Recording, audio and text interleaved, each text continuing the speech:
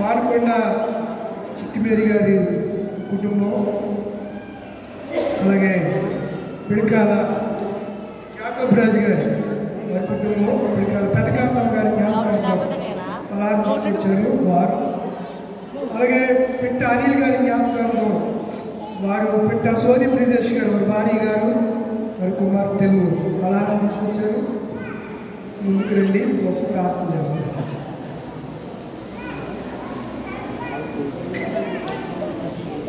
సర్వశక్తిమంతుడా, పరిశుద్ధుడైన తండ్రి, ప్రేమగల ప్రభువా, నీకు వందనాలు, స్తోత్రాలు.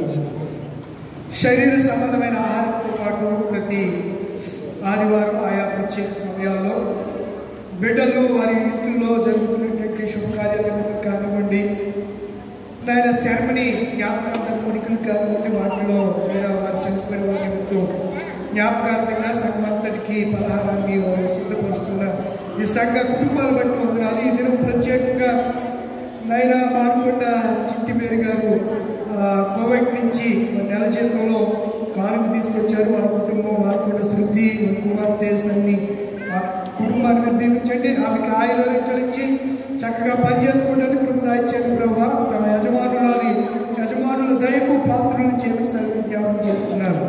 అలాగే జ్ఞాపకార్థకి దినాన్న ప్రభావానికి వందనాలు, స్తుతులు, స్తోత్రాలు. పిట్ట జాకోబ్ రాజు గారు వారి నానమ్మ పిడకాల పెదకందం గారి జ్ఞాపకార్థం పలహారం తీసుకొచ్చారు.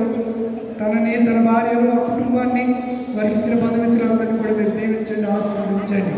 అలాగే నా ప్రభు నా దేవ, బిడ్డ అనిల్ గారు నీ అందు నిద్రించి నీ సన్నిధిలో ఉన్నటువంటి నీ దాసుని భార్య పిట్ట సోని ప్రియదర్శి గారు, సంజిత, సంజన, వారు కూడా వారి కుటుంబ బిడ్డలు పలహారాన్ని వినాన్న వారి తండ్రి గారి నిమిత్తం, తన భర్త నిమిత్తం తీసుకొచ్చారు. పలహారాన్ని ఇప్పుడు మీరు జ్ఞాపకం చేసుకోండి. ఈ కుటుంబాన్ని ప్రత్యేకంగా ఆశీర్వదించండి.